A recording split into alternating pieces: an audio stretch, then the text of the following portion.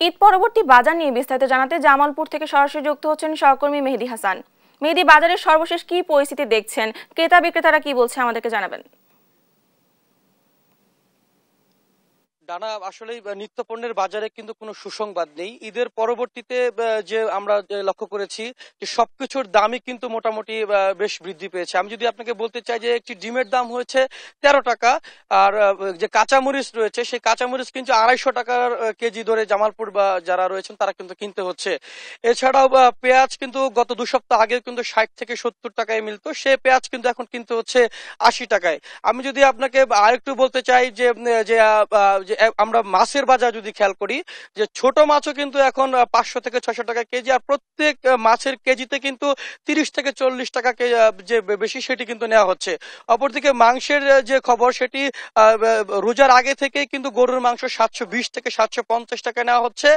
এছাড়াও মুরগির যে মাংস রয়েছে, মুরগি প্রতি কেজি ব্রয়লার কিন্তু এখন 190 থেকে 200 টাকা নেওয়া হচ্ছে বা বিভিন্ন বাজারে। এছাড়াও যে সোনালী মুরগি রয়েছে সেটিও কিন্তু 300 টাকা করে।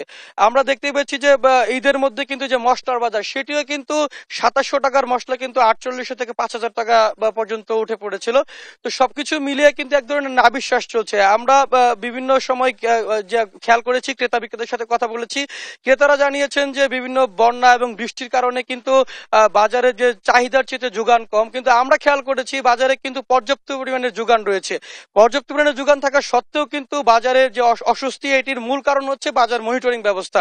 বাজার মনিটরিং না থাকার কারণেই কিন্তু এক এক বাজারে এক এক ধরনের দাম নেওয়া হচ্ছে। আজকে এই বাজারে আমি এখন অবস্থান করছি জামালপুরের সবচেয়ে বড় যে বাজার, সকাল বাজার, যে এই বাজারে যে কাঁচামরিচ 250 থেকে 260 টাকা কেজি কিনতে হচ্ছে, এটি কিন্তু 2-3 কিলোমিটার দূরে আরেকটি বাজারে গেলে কিন্তু সেটি 20 থেকে 30 টাকা কম নেওয়া হচ্ছে। এই যে একটি যে ভারসাম্যহীনতা রয়েছে নিত্যপণ্যের বাজারে, সেটির মূল কারণ হচ্ছে যে এই বাজার অস্থিরতার মূল কারণ হচ্ছে সিন্ডিকেট, আর হচ্ছে যে বাজার মনিটরিং ব্যবস্থা। এর কারণে জামালপুরবাসীরা দ্রুত সময়ের মধ্যে এই বাজার মনিটরিং ব্যবস্থাকে সচল করে দ্রব্যমূল্যের যে দাম সেটি স্বস্তির মধ্যে আনার অনুরোধ জানিয়েছেন।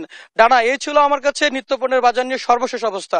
ডানা, ধন্যবাদ আপনাকে। জামালপুর থেকে বাজারের সর্বশেষ পরিস্থিতি জানাচ্ছিলেন আমাদের সহকর্মী।